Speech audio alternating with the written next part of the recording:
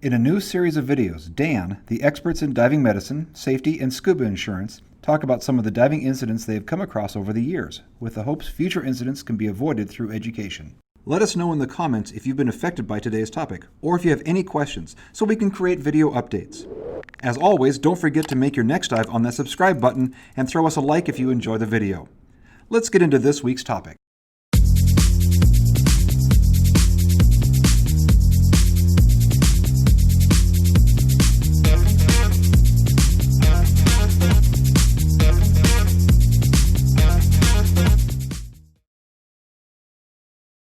The diver was a 58-year-old man with approximately 150 lifetime dives. He had hypothyroidism, which is a low thyroid hormone level, for which he took levothyroxine daily. He had no other medical problems and reported being physically fit. The diver and a companion were on vacation in the Caribbean and planned to dive every day. They had scheduled 2 morning and 2 afternoon dives each day. On their first dive, the seas were calm and current was minimal. After a site orientation and dive briefing, they descended to 20 meters for 35 minutes while breathing air. The dive was mostly uneventful, but the diver reported minor difficulty equalizing his right ear. He stated that it was not sufficient to cause discomfort or make him abort the dive. As he was removing his equipment, however, he began to feel dizzy. The dizziness soon became true vertigo, a sensation of spinning, and he vomited twice. He also had difficulty standing. The boat's crew placed the diver in the recovery position and provided oxygen at as high a concentration as possible. The oxygen did little to improve his symptoms. Once all the divers were back on board, the vessel returned to the dock. The crew contacted Emergency Medical Services, EMS, while the boat was underway, and the EMS crew met them at the dock. En route to the hospital, the diver realized the vertigo was subsiding. When they reached the hospital, he was able to sit upright and the nausea had resolved. The hospital staff worked efficiently to evaluate this diver. They performed an electrocardiogram, or ECG, and routine blood tests to determine if there were any cardiovascular problems. The doctor performed a neurological examination and found the diver could walk normally without assistance. He could easily walk heel to toe and maintain his balance. His coordination, reflexes, and motor function were all normal. He displayed no short-term memory problems. His only complaint was muffled hearing in his right ear. The doctor examined his ears. The left ear appeared normal with no signs of barotrauma. The doctor could not evaluate the right ear because of impacted cerumen, or earwax, blocking the ear canal. After irrigating the wax from the canal, the doctor was able to evaluate the diver's eardrum, which displayed some minor redness. Removal of the wax had relieved the diver's muffled hearing.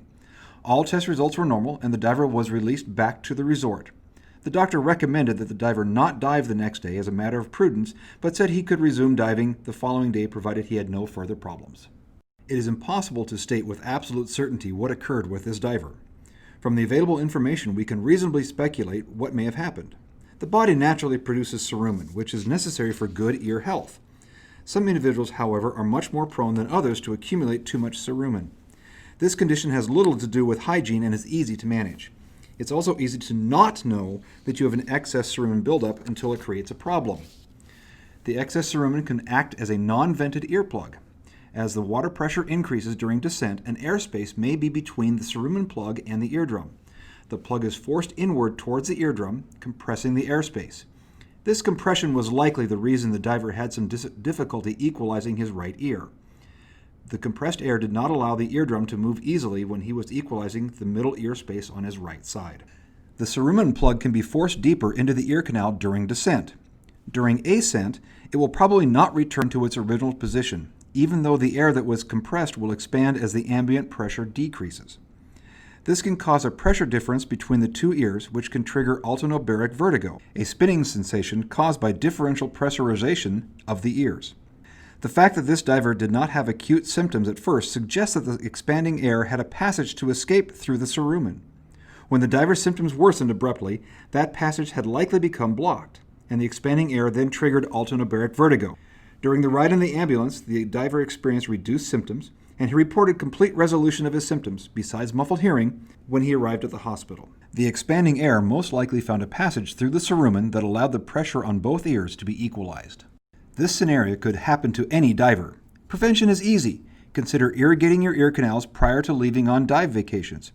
Earwax removal kits are available at local drugstores. You can also use a simple bulb syringe to flush the ear canals with warm, soapy water. As with anything related to your physical health, be sure to discuss this condition with your healthcare provider. The crew of this dive vessel did the right thing in ensuring this diver got evaluated by a medical professional. If you have any symptoms or concerns after diving, do not hesitate to contact the Dan Emergency Hotline. If you like this video, don't forget to subscribe and hit that bell so you don't miss the next incident file. Until next time, dive safely with Dan.